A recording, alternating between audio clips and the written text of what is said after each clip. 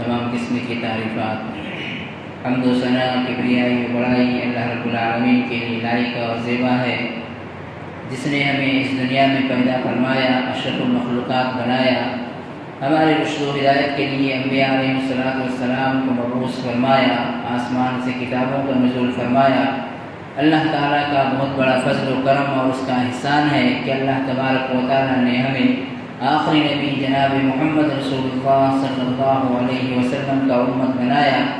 درود و سلام نازل ہو تمام انبیاء علیہ السلام پر، بالخصوص آخری نبی جناب محمد رسول اللہ صلی اللہ علیہ وسلم پر۔ معزز سامعین، حاضرین جمعہ، پردہ نشین خواتین اسلام، ہم سب جانتے ہیں کہ ہم ذی الحجہ کے مہینے میں داخل ہو چکے ہیں، اور ذی الحجہ کی آج دوسری تاریخ ہے، یعنی چاند کے دکھنے کا آج دوسرا دن ہے۔ اس اعتبار سے اس مہینے کو اللہ تعالیٰ نے حرمت کا مہینہ بھی قرار دیا ہے، اور بالخصوص اس کے شروع کے 10 دن کافی اہمیت والے دن ہیں۔ اس کی فضیلت اور اس کی اہمیت قرآن حدیث کے اندر بتائی گئی ہے۔ اللہ تبارک و تعالیٰ نے قرآن مجید میں اس تعلق سے قسم کھایا ہے، اور جب اللہ تبارک و تعالیٰ کسی چیز کا قسم کھاتا ہے تو ہم اس سے اندازہ لگا سکتے ہیں کہ اس کی کتنی اہمیت ہے۔ چنانچہ اللہ تعالیٰ نے فرمایا والفجر، قسم ہے فجر کی، ولیال عشر، اور 10 راتوں کی۔ مفسرین کرام اس آیت کا تفسیر اسی 10 دن کے تعلق سے بیان کرتے ہیں، یعنی ذی الحجہ کے شروع کے 10 دن جو ہوا کرتے ہیں اسی کے تعلق سے فرماتے ہیں کہ اللہ تبارک و تعالیٰ نے قسم کھایا ہے، یعنی اس کی قسم کھانے کا بہت بڑا مقصد ہے اس کے اندر۔ اس کا قسم اللہ تبارک و تعالیٰ جب کھا رہا ہے تو اس کی اہمیت، اس کی فضیلت بھی اتنی ہی ہوگی۔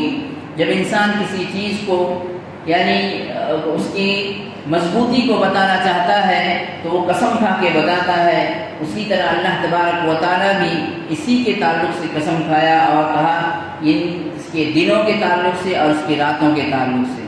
اسی طرح سے حدیث کے اندر اللہ رسول صلی اللہ علیہ وسلم نے فرمایا کہ افضل ایام الدنیا ایام العشر، یعنی یہ بخاری شریف کی حدیث ہے، صحیح الصغیر الجامع کی ہے، کہ پوری دنیا میں یعنی دن کے اعتبار سے سب سے افضل ترین دن وہ ہے یہ 10 دن، یعنی عشر ذی الحجہ، ذی الحجہ کے شروع کے 10 دن، چاند کے دکھنے سے لے کر بقرعید کے دن تک یا قربانی تک۔ اللہ کے رسول صلی اللہ علیہ وسلم نے فرمایا، جیسا کہ ہم سب جانتے ہیں کہ پورے سال بھر کے جتنے دن ہیں، چاند کے اعتبار سے 360 دن، سورج کے اعتبار سے 365 دن، یہ پورے سال کے جو سب سے افضل ترین دن ہے، اللہ کے نزدیک اعمال کے اعتبار سے سب سے افضل ترین دن ہے وہ یہ 10 دن ہے۔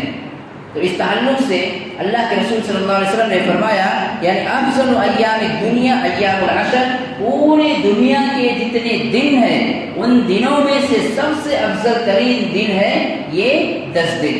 اب ہم بتائیں گے کہ کیوں اس میں اتنی اہمیت آئی ہے یا کیا اس کے اندر بتایا گیا ہے۔ بہرحال اتنا پہلے جان لینی چاہیے کہ 365 جو دن ہے ان میں سے سب سے افضل ترین دن ہے تو یہ عید الاضحیٰ کے شروع کے 10 دن ہے۔ لہٰذا اس اعتبار سے صحابہ کرام ابن تیمیہ رحمۃ اللہ علیہ بھی صحابہ کرام رضوان اللہ علیہ اجمعین بھی فرماتے اس تعلق سے کہ سیدنا ابن عباس رضی اللہ تعالیٰ عنہ قول ہے، فرمایا اللہ کے رسول صلی اللہ علیہ وسلم نے مَا الْعَمَلُ فِي أَيَّامِ الْعَشْرِ أَفْضَلُ مِنَ الْعَمَلِ فِي هَٰذِهِ، یعنی یہ 10 دن کے اعمال کے تعلق سے اللہ کے رسول نے فرمایا کہ ان 10 دن کے اعمال یعنی پورے گویا کے پورے سال کے جتنے اعمال ہوتے ہیں اس سے افضل ہے۔ فرمایا مَا الْعَمَلُ فِي أَيَّامِ الْعَشْرِ أَفْضَلُ مِنَ الْعَمَلِ فِي هَٰذِهِ، تو فوراً صحابہ کرام سوال کرتے ہیں، اللہ کے رسول صلی اللہ علیہ وسلم جب یہ بات کہتے ہیں کہ یہ 10 دن کے اعمال اللہ کے نزدیک سب سے زیادہ محبوب ہے، پسندیدہ عمل ہے، تو فوراً صحابہ کرام سوال کرتے ہیں یہ قالوا ولا الجہاد، یعنی اللہ کے رسول صلی اللہ علیہ وسلم کیا جہاد سے بھی زیادہ افضل ہے؟ یعنی ہم سب جانتے ہیں کہ جہاد ایک بہت بڑا عمل ہے، اور اللہ کے راستے میں کوئی انسان جہاد کرتا ہے، شہید ہوتا ہے تو اللہ تبارک و تعالیٰ اس کے سارے گناہوں کو معاف کر دیتا ہے اور سیدھے سیدھے اس کا بدلہ اللہ تعالیٰ جنت میں اس کو پہنچا دیتا ہے اگر اس کا قرض وغیرہ باقی نہ ہو۔ تو صحابہ کرام سوال کرتے ہیں کہ قالوا ولل جہاد، کیا جہاد سے بھی زیادہ افضل ہے؟ اللہ کے رسول نے فرمایا کہ قال ولل جہاد، جہاد سے بھی زیادہ افضل ہے۔ مگر ایسا فرمایا، مگر اس میں اللہ کے رسول نے فرمایا کہ الا رجل خرج یقاتل بنفسه وماله ولم يرجع بشيء، صحیح بخاری کی حدیث ہے، فرمایا ہاں وہ مجاہد یا وہ آدمی جو جہاد کرنے کے لیے نکلا ہے، خود سے اپنی جان کو لے کے نکلا ہے، اپنے مالوں کو لے کے نکلا ہے، پھر وہ جہاد کرتا ہے، اللہ کے راستے میں شہید ہو جاتا ہے، اس کے مال سارے اس میں ختم ہو جاتے ہیں، لوٹ جاتے ہیں، اور اس کے ساتھ کچھ بھی اس کا پیچھے واپس نہیں آتا، ولم یرجع بشیء، یعنی کوئی چیز اس کی واپس نہیں ہوئی، تو یہ مجاہد یعنی اس سے افضل ہوگا۔ ورنہ کوئی گیا ہے میدان جہاد میں، جنگ کیا ہے، واپس آیا ہے، تو اس سے بھی زیادہ افضل یہ 10 دن کے اعمال ہے۔ آپ اسے اندازہ لگائیے کہ کتنی فضیلت والے یہ دن ہیں۔ لہذا ابن تیمیہ رحمۃ اللہ علیہ فرماتے ہیں کہ اب ایک سوال یہ پیدا ہوتا ہے کہ رمضان کے جو آخری عشرہ ہے، رمضان کے جو آخری دن ہے، 10 دن ہے، کیا اس سے یہ افضل ہے؟ کیا ان کے یعنی وہ رمضان کے جو آخری عشرہ ہے کیا اس سے بھی افضل ہے؟ تو ابن تیمیہ رحمۃ اللہ علیہ فرماتے ہیں کہ دن کے اعتبار سے، یعنی جو دن ہے، دن اور رات میں دن کے اعتبار سے اس کے دن سے افضل ہے۔ کس کے دن سے؟ رمضان کے جو آخری 10 دن ہے اس دن کے اعتبار سے یہ دن افضل ہے۔ رہی بات رات کے اعتبار سے، تو وہ جو آخری عشرہ ہے رمضان کا، اس کے جو 10 راتیں ہیں وہ اس کے رات سے زیادہ افضل ہے۔ لہذا دونوں باتیں سامنے آ گئی کہ دن کے اعتبار سے عشرہ ذی الحجہ یہ دن زیادہ افضل ہے، اور رات کے اعتبار سے رمضان کے آخری عشرہ کے جو راتیں ہوتی ہے وہ زیادہ افضل ہے، چونکہ اس میں لیلۃ القدر وغیرہ پائی جاتی ہے۔ بہرحال یہ آپ کو سر صدر ہو گیا، آپ سمجھ میں آ گیا ہوگا کہ دن کے اعتبار سے 365 یا 360 دن میں سب سے بہتر دن یہ 10 دن ہے، اور رات کے اعتبار سے رمضان مبارک کے رات کے آخری عشرے کے 10 راتیں ہیں، ایک عمل کے اعتبار سے۔ اسی لیے اللہ کے رسول صلی اللہ علیہ وسلم نے فرمایا کہ عمل کے اعتبار سے یہ 10 دن۔ اب آئیے دیکھتے ہیں کہ آخر ان کی اتنی اہمیت کیوں ہے، کیا کیا چیزیں اس میں جمع ہو گیا ہے۔ چنانچہ آپ دیکھیں گے اس میں کہ سب سے پہلی چیز یہ ہے کہ ان 10 دن کے اندر ہی حج کا سب سے بڑا فریضہ انجام دیا جاتا ہے۔ اسلام کی جو 5 بنیادی چیزیں ہیں اس میں سے ایک حج بھی ہے۔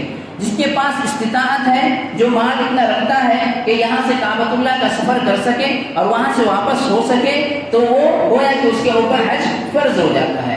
تو ان دنوں میں اللہ تبارک و تعالیٰ نے حج چونکہ خاص ہے کسی مہینے کے ساتھ، وہ ذی الحجہ کے ساتھ خاص ہے، تو ان 10 دن کے اندر ہی حج کے فریضہ انجام دیے جاتے ہیں۔ دوسری چیز یہ ہے، ایک ہو گیا کہ حج کا بڑا فریضہ انجام اسی میں دیا جاتا ہے، اور آپ سب سنے ہوں گے اس سے پہلے کے خطبے میں کہ ایک آدمی حج کرتا ہے، اگر اس سے کوئی گناہ نہیں ہوا، کوئی لغو نہیں ہوئی، کوئی غلط سلط باتیں نہیں ہوئی، اور وہ حج اس کا قابل قبول ہو گیا، تو حج مبرور کہلاتا ہے، اور اللہ تبارک و تعالیٰ حج مبرور کا بدلہ جنت کو رکھا ہے، یعنی اس کا بدلہ سیدھے جنت ہے۔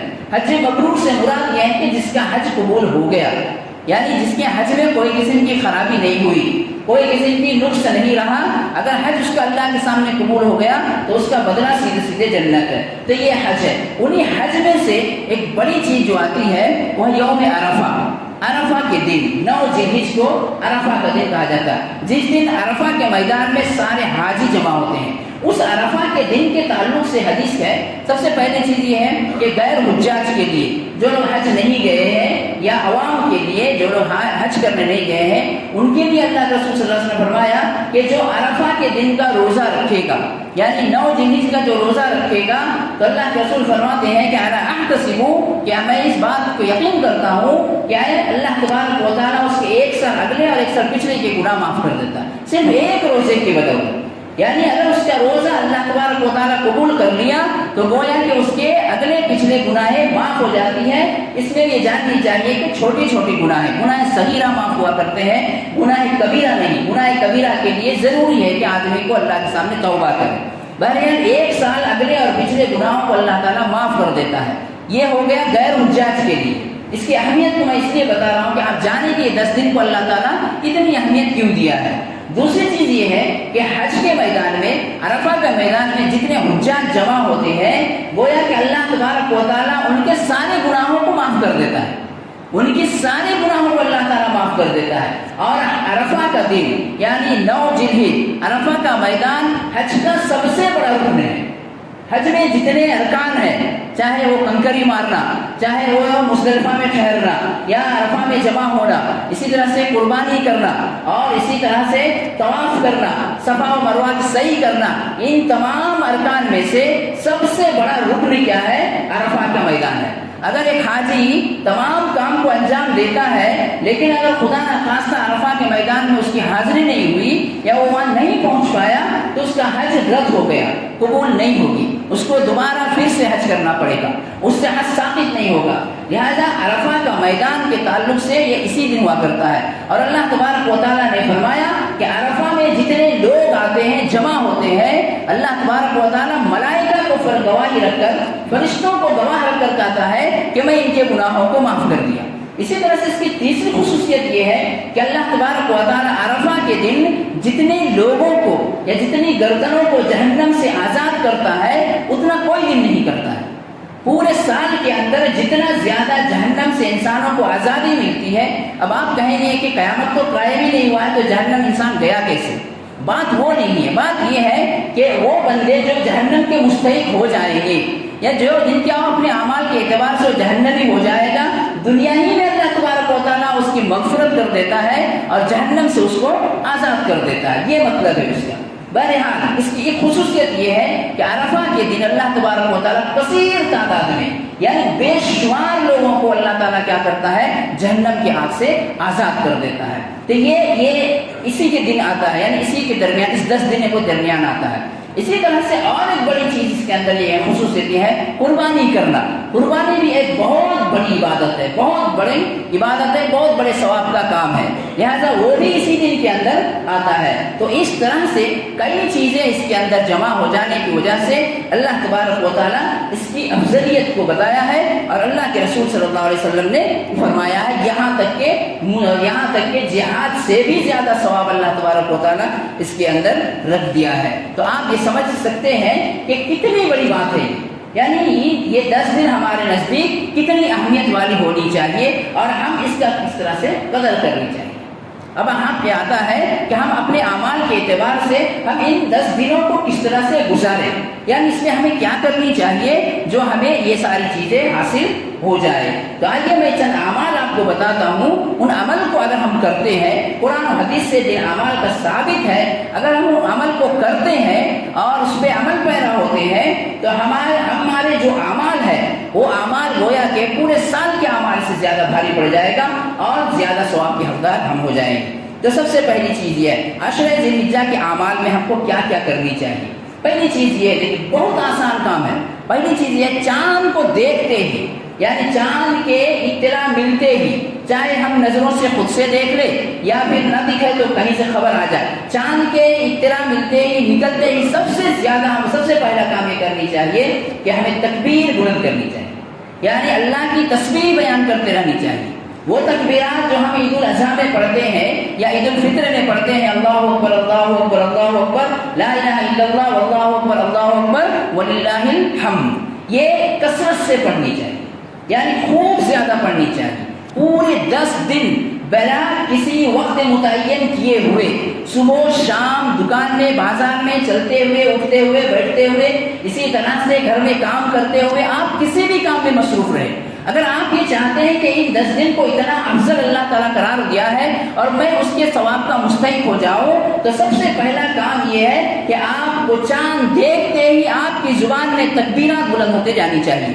یہ تکبیر بھی ہے، اس کے ساتھ ساتھ دوسری تکبیرات بھی ہے، اللہ اکبر ہے، سبحان اللہ ہے، الحمدللہ ہے. یعنی پورے 10 دن کے سب سے اہمیت جس چیز کو دیا گیا ہے وہ ہے اللہ کا ذکر کرنا، اللہ تعالیٰ کی بڑائی بیان کرنا، اللہ تعالیٰ کی تسبیح بیان کرنا. ممکن ہے کہ یہ چیز ہمارے ذہن میں نہیں رہتی ہے، جس کی وجہ سے ہم ان 10 دنوں کو بھی اسی طرح سے گزارتے ہیں جس طرح سے بقیہ دنوں میں ہمارے گزر یا ہمارے جو کام رہتے ہیں ویسے مصروف رہتے ہیں. مصروف تو رہنا ہے، منع اس سے نہیں ہے. آپ دکان کریں دکان کھولیے، آپ بازار کر رہے ہیں بازار کیجیے، آپ تجارت کر رہے ہیں تجارت کیجیے. منع کسی بھی چیز سے نہیں کیا گیا. کرنا کیا ہے کہ آپ کی زبان میں ہمیشہ تسبیح جاری رہے، تو آپ ان 10 دن کی جو اہمیت ہے اللہ کے سامنے اس کے ثواب کے مستحق ہو جائیں گے انشاءاللہ۔ تو پہلا کام یہ کرنا ہے کہ ہمیں کثرت سے تسبیح پڑھتے رہنا ہے، پہلی چیز یہ۔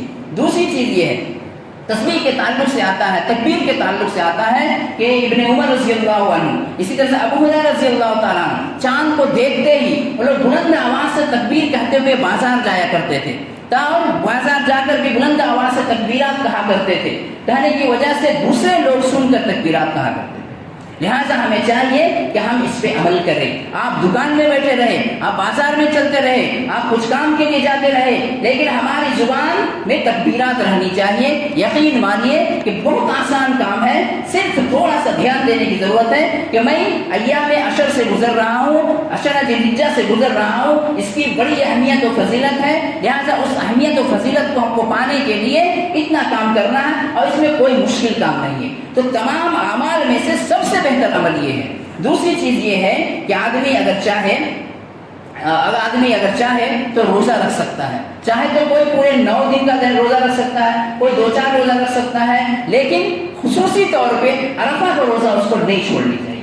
گرچہ یہ روزہ فرض نہیں ہے لیکن ثواب کے اعتبار سے بہت بلند ہے، لہٰذا عرفہ کا روزہ کسی بھی شکل میں جو ہمارے عید الاضحیٰ سے 1 دن پہلے آتا ہے 9 ذی الحجہ کے، وہ روزہ پورے اہتمام کے ساتھ رکھنی چاہیے، سب کو رکھنی چاہیے۔ اس کے علاوہ اگر آپ روزہ رکھنے کی استطاعت رکھتے ہیں، اگر آپ کو رکھنے کی خواہش ہو رہی ہے تو بالکل رکھیے۔ اس کے درمیان جمعرات آئے گا، سوموار آئے گا، جس میں اللہ کے رسول صلی اللہ علیہ وسلم روزہ رکھا کرتے تھے۔ یوں ہی عبادت کے غرض سے اگر ہم اور مزید نفل روزہ رکھنا چاہیں گے تو بھی رکھ سکتے ہیں، کیونکہ ان میں اس 10 دن کے اندر جو کرنے کا ہے، اعمال جتنا زیادہ کریں گے آپ اتنا ثواب کے حقدار ہوں گے۔ لہذا روزہ کے تعلق سے یہ بات ہمیں جان جانی چاہیے کہ عرفہ کو روزہ انشاءاللہ ہم لوگ رکھیں گے اور نہیں چھوڑیں گے۔ بقیہ اگر آپ روزہ رکھنا چاہیں گے تو بھی رکھ سکتے ہیں، کیونکہ روزہ بھی ایک عبادت ہے، اور اس عبادت یہ 10 دن کے اندر اگر ہم کرتے ہیں تو ہم کافی ثواب کے حقدار ہو جائیں گے۔ دوسری چیز ہوئی، تیسری چیز یہ ہے کہ حج بیت اللہ، تو خیر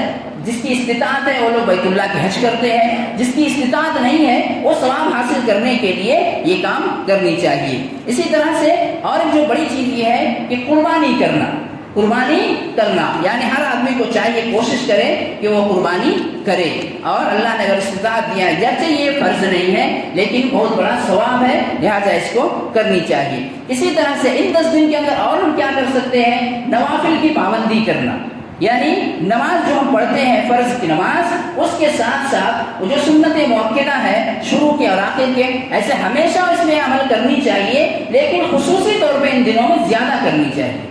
تو یہ عمل ہم کو نوافل کرنی چاہیے۔ اسی طرح سے صدقہ و خیرات کرنی چاہیے، یعنی 10 دن کے اندر یہ جتنے اعمال ہیں انسان کی زندگی کے ساتھ جڑا ہوا ہے شروع سے لے کے آخر تک، لیکن کچھ ایسے مواقع آتے ہیں جہاں پہ مزید بڑھ چڑھ کے اور کرنی چاہیے، تو انہی میں سے ایک چیز ہے صدقہ و خیرات کرنا۔ زیادہ سے زیادہ ان دنوں میں صدقہ و خیرات کرنی چاہیے، کیونکہ آج کے دن یا ان 10 دن کے اندر ہم جو صدقہ و خیرات کریں گے، اس کا جو ثواب ہمیں حاصل ہوگا وہ بقیہ دنوں میں یا 10 دن کے گزر جانے کے بعد ہم جو صدقہ و خیرات کریں گے اتنا ثواب ہمیں حاصل نہیں ہوگا۔ وہ ایک جنرل یا نارمل ثواب جو اللہ تعالیٰ اس کا لکھا ہے وہ اتنا ملے گا، لیکن آج کے دن یعنی یہ 10 دن کے اندر اگر ہم کرتے ہیں تو اس کا ثواب اللہ تعالیٰ بہت بڑھا کر بھی دے گا، اور اللہ تعالیٰ کو یہ چیز کافی پسندیدہ بھی چیز ہے، لہذا اس چیز کی کرنی چاہیے۔ اسی طرح سے جو نمازیں اللہ کے رسول صلی اللہ علیہ وسلم سے ثابت ہے ان نمازوں کی پابندی کرنی چاہیے۔ جیسے چاشت کی نماز ہے، یہ چاشت کی نماز انسان کو ہمیشہ پڑھنی چاہیے، روزانہ پڑھنی چاہیے۔ یہ سورج کے نکلنے سے آدھا گھنٹے کے بعد سے شروع ہوتا ہے، زوال سے پہلے تک یہ رہتا ہے، لیکن بالخصوص ان دنوں میں زیادہ اہتمام اس کی کرنی چاہیے، تو وہ کیا ہوگا، ہم بہت زیادہ ثواب کے حقدار ہوں گے۔ اسی طرح سے قرآن مجید کی تلاوت کرنا، قرآن مجید کی کثرت سے تلاوت کرنا، ایسے قرآن مجید سے ہمیشہ انسان کو جڑا رہنی چاہیے۔ اس کے زندگی میں روزانہ کچھ نہ کچھ تو قرآن کا تلاوت ضرور ہونی چاہیے، لیکن بالخصوص ان 10 دنوں میں زیادہ سے زیادہ تلاوت کرنے کی کوشش کرنی چاہیے۔ اگر ہم غیر دنوں میں 1 پارہ کرتے ہیں، آدھا پارہ کرتے ہیں، 2 رکعت 2 رکوع پڑھتے ہیں، تو ان دنوں میں 2 پارہ 3 پارہ پڑھنی چاہیے۔ جیسے رمضان میں ہم قرآن مجید کا اہتمام کرتے ہیں، کثرت سے پڑھتے ہیں، اسی طرح سے ان دنوں میں بھی اہتمام کرنی چاہیے۔ دیکھیے یہ ساری ایسی چیزیں ہیں جو ان 10 دنوں کے ثواب ہمیں حاصل ہو سکتے ہیں، لہٰذا ہمیں احتیاط کے ساتھ ان چیزوں پہ عمل کرنے کی کوشش کرنی چاہیے۔ اسی طرح سے اور ایک کرنے کا کام ہے، گھروں میں بچوں سے تکبیرات بلند کروانی چاہیے۔ خود بھی پڑھیے اور بچوں سے بھی کہیے کہ وہ تکبیرات پڑھتے رہے، جتنی تکبیرات، ایک خوشی کا ماحول بنے، گھر کا ایک ماحول بنے، گھر میں تکبیرات کی آواز آتی رہے، چلتے پھرتے اٹھتے بیٹھتے پڑھتے رہے، اس کو احساس ہو، اس کو سمجھ میں آئے کہ میں ایام عشر کے دن یعنی ان 10 ذی الحجہ کے دنوں سے گزر رہا ہوں۔ جیسے جیسے وقت گزرتا جائے گا ویسے ویسے ہم سے یہ کم ہوتا جائے گا، لہذا جیسے ہوتے ثواب حاصل کرنے کے لیے کثرت سے اس چیز کو پڑھنی چاہیے، تو گھروں میں بھی اس کا ماحول بنانے کی کوشش کرنی چاہیے۔ اسی طرح سے کب تک پڑھنا، یہ چاند کے دیکھنے سے لے کر عید الاضحیٰ کی نماز تک، اور اس کے بعد جو ایام تشریق 3 دن قربانی کا اور رہتا ہے یعنی 11، 12، 13، تو وہاں تک پڑھنی چاہیے۔ لیکن شروع کے جو 10 دن ہے عید الاضحیٰ کی نماز پڑھنے، یہاں تک کثرت سے پڑھنی چاہیے، زیادہ سے زیادہ پڑھنی چاہیے۔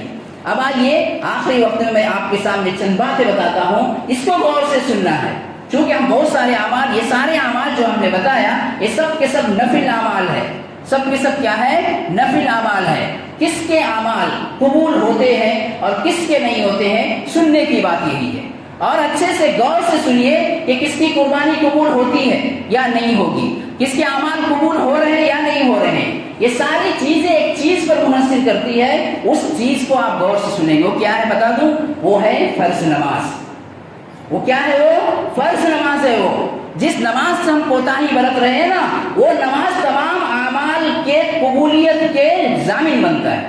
ایک آدمی فرض نماز نہ پڑھ کے روزانہ ہزاروں لاکھوں روپے صدقہ خیرات کر رہا ہے، اس کے صدقہ و خیرات بیکار ہو جائے گا۔ ایک آدمی فرض نماز کی پابندی نہیں کرتے ہوئے 1 لاکھ کی جانور قربانی کر رہا ہے، اس کا قربانی رائگاں ہو جائے گی، اس کی قربانی قبول نہیں ہوگی۔ یہ صالح ابن عثیمین کا فتویٰ ہے، صالح ابن فوزان کا فتویٰ ہے کہ بے نمازی جو نماز نہیں پڑھتا ہے اس کی قربانی قابل قبول نہیں ہے۔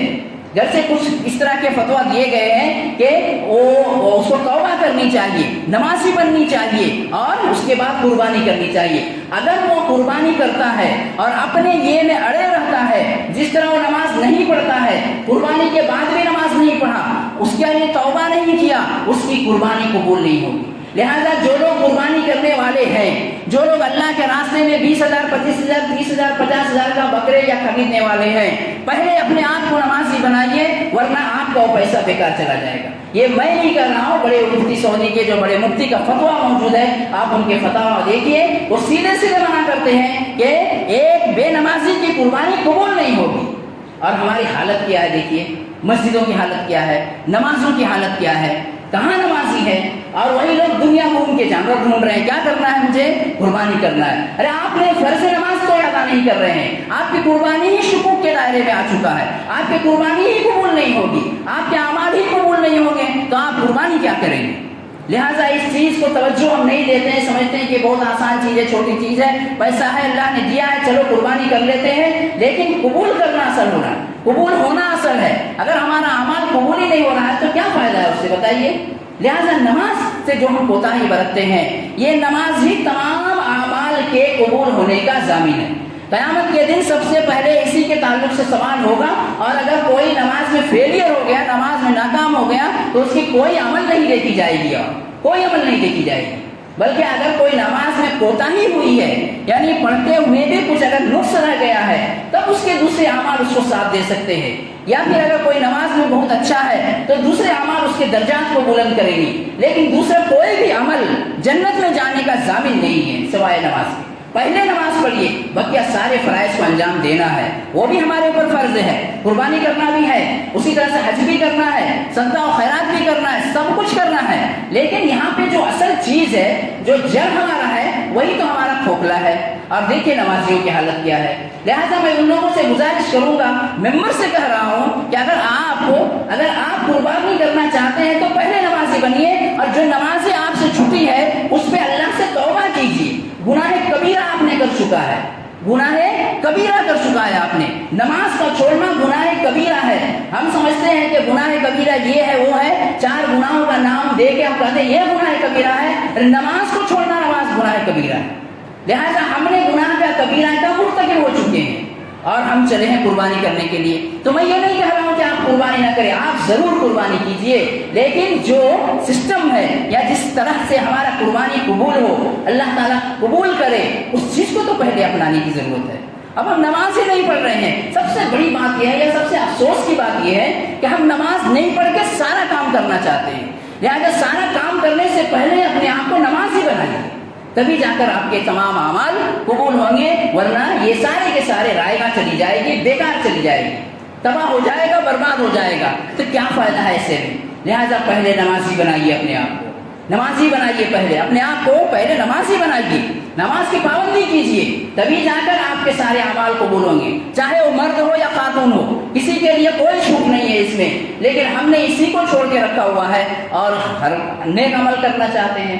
کتنے لوگ ایسے ہیں جن کو جن کو کوئی فرق نہیں پڑتا ہے، اذان ہوتی ہے گھر میں بیٹھے رہتے ہیں. مجھے سمجھ میں نہیں آتا ہے کہ وہ لوگ کیوں نماز نہیں پڑھتے ہیں. اگر آپ مرد ہوتے ہوئے گھر میں نماز پڑھتے ہیں بلا عذر، آپ کی نماز قبول نہیں ہوگی، آپ کی نماز قبول نہیں ہوگی. آپ کو مسجد میں آنا پڑے گا، آ کے مسجد میں نماز پڑھنا پڑے گا. ہاں کوئی عذر ہے تو الگ بات ہے، عذر نہیں ہے تو آپ بلا عذر گھر میں نماز نہیں پڑھ سکتے ہیں. لہذا ان چیزوں کا ہمیں کوشش کرنی چاہیے کہ جو چیز سے ہمارا عمل قبول ہو، یا ہم جو محنت کریں گے یا جو ہم خرچ کریں گے اللہ کے راستے میں، اگر وہی چیز اگر قبول نہیں ہو تو کیا فائدہ ہوگا؟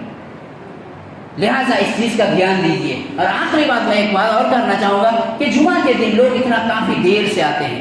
کیا وجہ ہے بتائیے؟ اگر آپ گھر میں ہیں، آپ سفر میں نہیں ہے، گھر میں ہیں، تو جلدی آئیے مسجد. کتنا ثواب ہے آپ کو پتا ہے. کتنے ایسے لوگ یہاں پہ بیٹھے ہوئے ہیں جن کا خصوصی طور پر جمعہ کے دن اللہ تعالیٰ نے جو فرشتوں کو مقرر کرتا ہے رجسٹر دے کے کہ ان لوگوں کا نام لکھنا ہے جو لوگ اذان سے پہلے مسجد میں داخل ہوں گے، یا خطیب کے خطبہ دینے سے پہلے جو لوگ مسجد میں آئیں گے ان کا نام لکھنا ہے.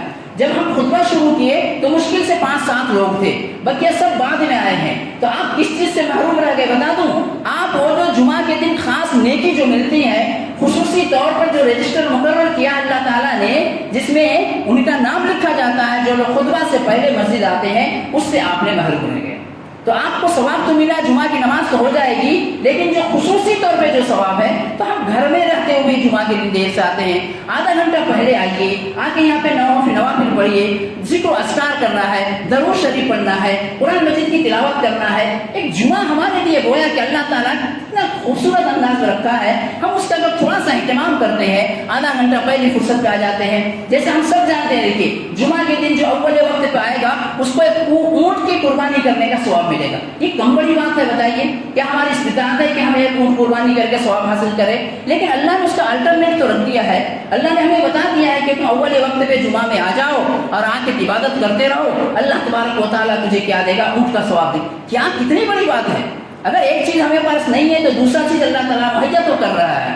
لہٰذا یہ ساری چیزیں سوچنا چاہیے، غور کرنی چاہیے. انسان زندگی کا گویا کہ کہا جائے کہ انسان کے سانس ایک بلبلے، پانی کے بلبلے کی طرح ہے.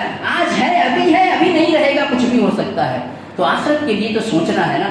آخرت کے لیے سوچیے، غور و فکر کیجیے. اور یہ جو 10 دن ہے اس کو آپ اچھے سے گزارنے کی کوشش کیجیے. ہمیں کوشش کرنی چاہیے کہ ہر وقت چلتے پھرتے اٹھتے بیٹھتے جہاں بھی ہو، مجلس میں، محفل میں، بازار میں، دکان میں، ہم تکبیر تو کم سے کم کہتے رہیں. اللہ اکبر، اللہ اکبر. یہ تکبیر عید الاضحیٰ کی جو تکبیر ہے، مزید جتنے تکبیر ہے، تسبیحات ہیں، وہ ہماری زبان میں ورد رہنی چاہیے. تو اللہ سے دعا ہے کہ اللہ تبارک و تعالی ہمیں ان 10 دنوں کو اچھی طرح سے گزارنے کی توفیق عطا فرمائے، عبادت کے ساتھ گزارنے کی توفیق عطا فرمائے، کثرت سے تکبیرات بلند کرنے کی توفیق عطا فرمائے. اللہ تعالی ہم سب کو قربانی کرنے کی توفیق عطا فرمائے. اللہ تبارک و تعالی اس سے پہلے ہم سب کو نمازی بننے کی توفیق عطا فرمائے، نماز کو قائم کرنے اور نماز کی پابندی کرنے کی توفیق عطا فرمائے. آمین. وآخر دعوانا الحمدللہ رب العالمین. بارک اللہ لنا ولکم فی القرآن المجید ونفعنا وإياكم بالآیات والذکر الحکیم. انہ تعالی جواد کریم ملک بر رؤوف رحیم ورب الحلیم.